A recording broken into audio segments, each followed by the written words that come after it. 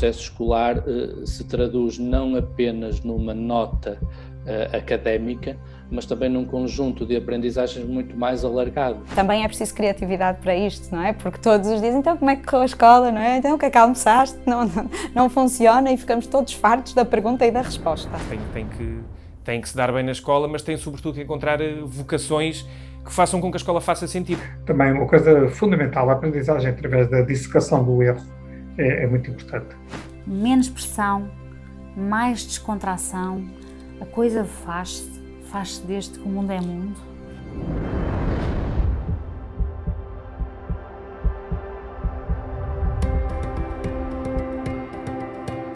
Garantir que os nossos filhos e filhas tenham sucesso na escola é uma das maiores preocupações das mães e dos pais.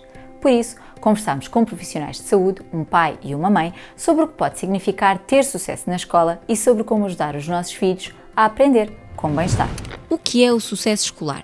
O sucesso escolar se traduz não apenas numa nota académica, mas também num conjunto de aprendizagens muito mais alargado, em termos pessoais, em termos de interações sociais, em termos de envolvimento na comunidade e que todos estes fatores em conjunto contribuem para o sucesso escolar. Qual a importância dos pais e mães no sucesso escolar? O apoio e a orientação dos pais e mães são fundamentais para os processos de aprendizagem e para o sucesso escolar dos filhos, mesmo à medida que as crianças e os jovens crescem e se tornam progressivamente mais independentes. Podem ter um papel muito importante na adaptação, no bem-estar, no sucesso escolar dos filhos, seguramente. E se calhar para isso, mais uma vez, aquilo que está demonstrado é realmente que é esta presença. Os pais não têm que ser professores, não têm, aliás, às vezes há muitas relações também muito tensas que advêm de uma relação demasiado próxima, às vezes, com algumas tarefas escolares, como os trabalhos de casa, etc. E os pais têm que ser pais no sentido de acompanhar, no sentido de querer saber, no sentido de se mostrarem, por um lado, próximos da escola, próximos do professor, do diretor de turma, acompanharem, quererem saber como é que está a evolução, problemas ou não, ou sucessos.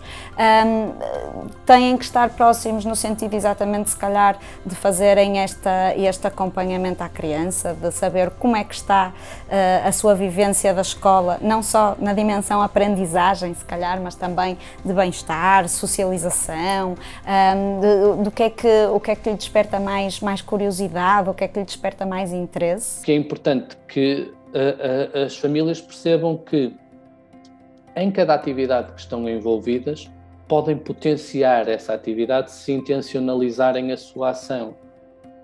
Ou seja, não apenas fazer por fazer, não apenas fazer para passar o tempo, mas fazer com a intenção de sublinhar certos aspectos, com a intenção de ajudar a criança a perceber também como é que o mundo funciona e ajudá-la a lidar com o mundo.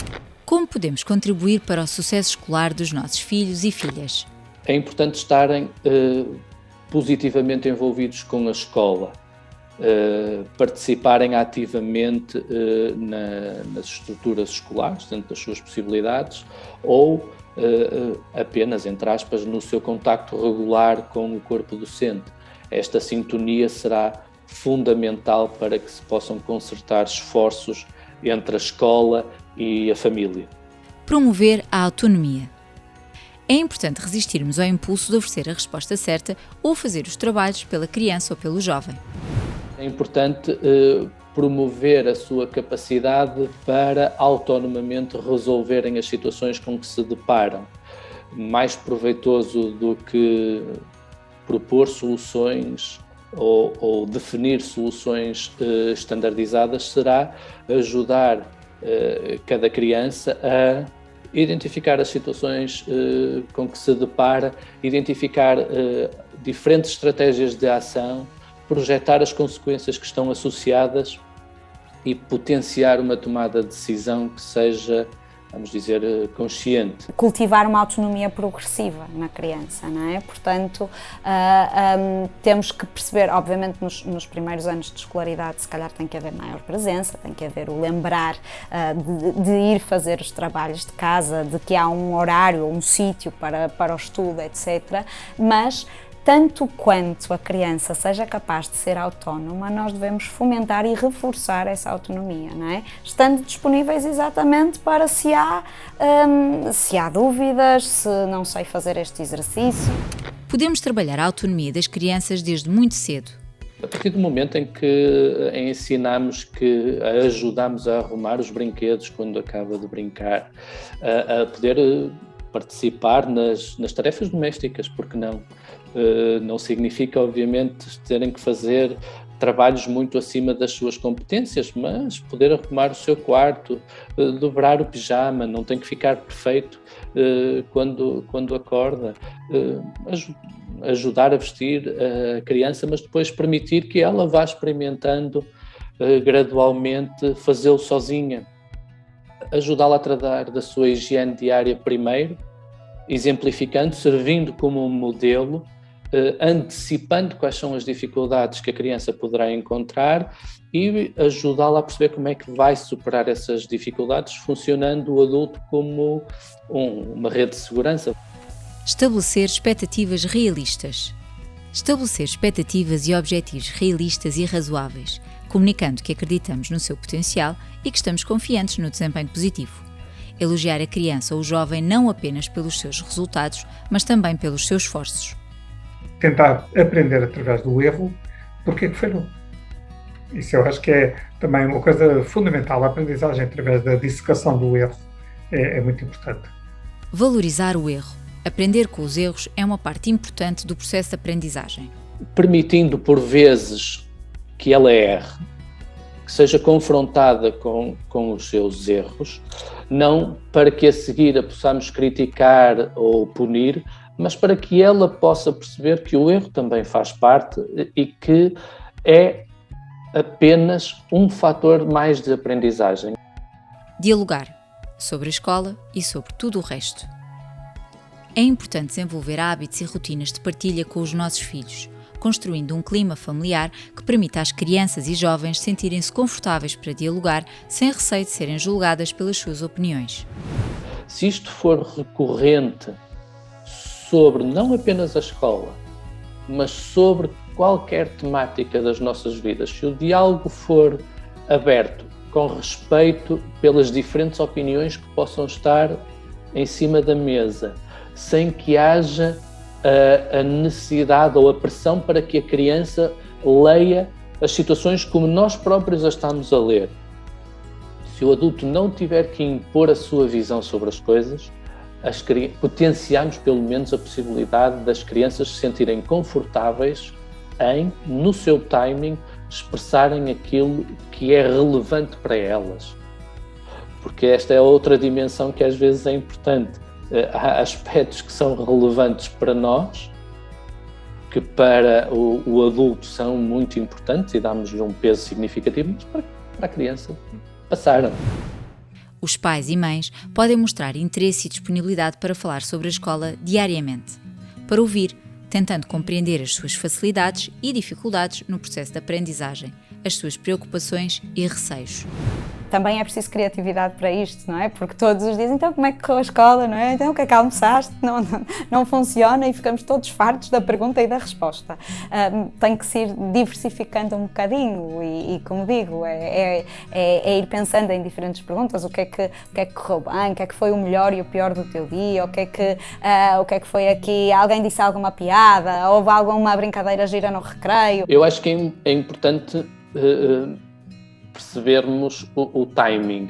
As crianças podem não ter exatamente o mesmo timing que nós temos, portanto, nas situações em que vão buscar a criança à escola ou quando a criança vem autonomamente para casa, mal ela entra em casa, perguntar como é que correu, o que é que fizeste hoje, o que é que almoçaste, pode ser demasiado intrusivo para aquele momento. e se calhar não estamos a respeitar o tempo da criança. Às vezes temos que fazer o inverso. Quando terminamos um dia de trabalho e saímos do trabalho e a primeira pessoa que nos encontra nos pergunta o que é que fizeste no trabalho, nós também se calhar pensamos, se calhar não era agora o momento ideal. Depois do timing, se calhar perguntas menos incisivas, menos diretivas e deixar, eu costumo usar a expressão, abrir a porta.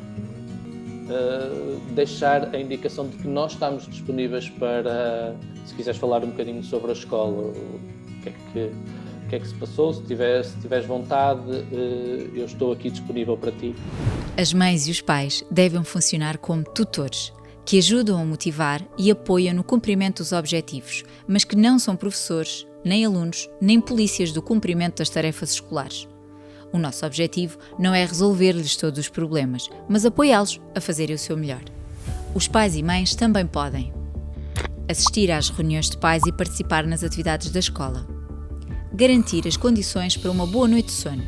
As crianças e os jovens precisam de dormir bem para estarem atentos e prontos para passar o dia a aprender.